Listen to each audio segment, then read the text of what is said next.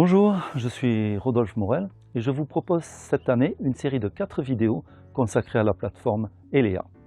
Alors Elea est la nouvelle plateforme disponible depuis la rentrée dans nos ENT Occitanie ou e-Collège 31 et nous allons voir dans ces 4 épisodes ce que nous pouvons faire avec Elea, comment nous pouvons construire et structurer des parcours pédagogiques, ajouter des éléments multimédia et créer des activités interactives pour nos élèves. Elea est une plateforme très simple et facile à prendre en main. Petite cerise sur le gâteau, je vous proposerai dans chaque épisode quelques petites astuces numériques qui vous permettront de gagner du temps. Allez, c'est parti, épisode 1 sur 4. Dans un premier temps, nous allons voir comment commencer un parcours et construire des activités. Nous inscrirons ensuite des utilisateurs pour ce parcours. Et enfin, je vous donnerai une petite combine qui permet de gagner pas mal de temps en utilisant l'intelligence artificielle. Je suis dans mon ENT et je vais accéder à Elea qui se trouve probablement chez vous aussi dans le service pédagogie et nous pouvons directement nous lancer dans la création d'un parcours.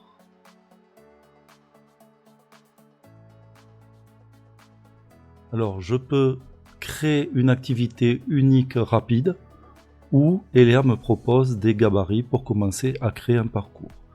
Donc nous allons commencer avec un parcours vide et entrer le nom de ce parcours. Alors je travaille sur le film Lyon et je valide la création du parcours. À droite, je peux ouvrir le tiroir des blocs pour faire apparaître le menu d'édition. Il offre toutes les fonctions pour créer son parcours. Je peux ici insérer un titre, une description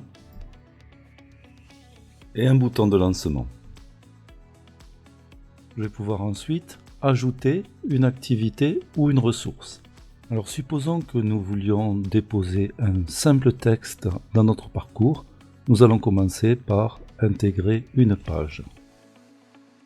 Je vais entrer le titre, ici une description et dans le contenu, le texte.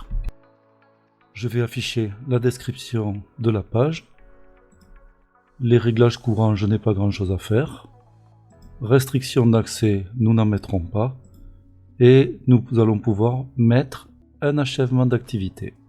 Je vais par exemple laisser à l'utilisateur la possibilité de manuellement marquer cette activité comme terminée. Nous allons revenir à l'accueil du parcours. Nous allons ajouter une deuxième activité. Et je souhaite ici donner aux élèves le lien direct vers la bande-annonce du film. Je vais donc choisir une URL et coller l'URL de la vidéo. La description n'est pas nécessaire. J'enregistre mon activité. Mon activité est prête. Effectivement, je n'ai plus qu'à cliquer sur le lien pour obtenir la bande-annonce. Revenons à l'accueil du parcours et nous pouvons observer les 3 petits points sur la droite qui ouvrent un menu contextuel et permettent par exemple de supprimer les activités. Notez la possibilité d'accès direct grâce au crayon pour modifier le titre d'une activité. Les activités peuvent être affichées ou cachées.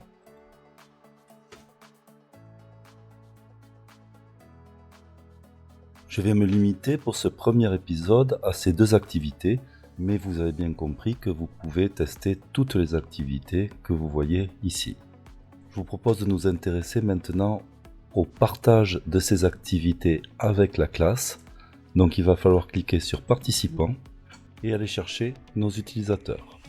Je vais donc inscrire des utilisateurs et sélectionner des cohortes. Je trouve ici les classes de mon établissement. Par exemple, la 3e C. Donc nous pouvons voir ici que tous les élèves de 3e C sont inscrits. Je peux aussi partager mon parcours avec un collègue. Donc je vais inscrire un utilisateur et cette fois-ci rechercher son prénom et son nom. Voilà, j'ai ici trouvé mon collègue et je peux donc l'inscrire aussi sur ce parcours en lui attribuant par exemple un rôle d'enseignant. Nous pourrons ainsi partager la création des activités sur ce parcours. J'ai travaillé un texte en classe et ce texte comporte des difficultés et je souhaite que les étudiants puissent le relire chez eux de façon fluide, sans avoir à faire de constants allers-retours entre le texte et le dictionnaire. Mon texte est donc ici, et j'ai placé en dessous la liste de mots sur lesquels je voudrais obtenir des infobules. Et voici le prompt que je vais donner à l'intelligence artificielle. Voyons tout ça en détail. Donc voici le prompt que je vais donner à l'IA. Ajoute des infobules en CSS sur les mots dont la liste figure sous le texte. Traduis les mots en français dans les infobules. Inutile de mettre des majuscules dans l'infobule, à moins que le mot ne comporte une majuscule. Le texte des infobules doit être en blanc sur fond orange. Adapte la largeur de l'infobule au texte qu'elle contient. Souligne en bleu dans le texte les mots qui comportent une infobule. Fais cette opération pour tous les mots de la liste sur tout le texte. Ajoute le titre My Travels.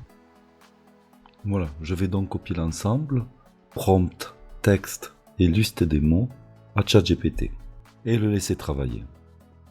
Alors, ChatGPT va me fournir le code HTML et le code CSS. Il me donne une explication, mais il me dit qu'il n'a pas fini. Donc je lui demande de continuer sur l'ensemble du texte. Donc il continue à travailler et me propose ici de copier l'ensemble du code. Ce que je fais pour le coller dans le bloc-notes. Je me débarrasse du début et de la fin. Et je vais enregistrer mon texte au format HTML.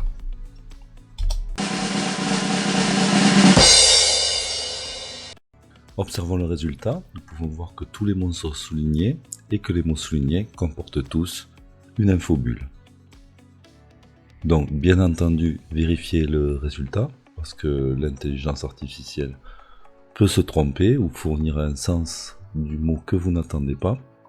Et avant de nous quitter, je vais vous montrer comment modifier un mot pour par exemple ne pas traduire le texte mais proposer des aides aux élèves pour comprendre le texte. Donc voyons ça. Donc voici comment informer une infobulle, en anglais tooltip. Donc en bleu le mot que je veux traduire et en rouge la traduction. Donc il vous suffit juste de repérer la partie qui est en français et de la remplacer par ce que vous voulez.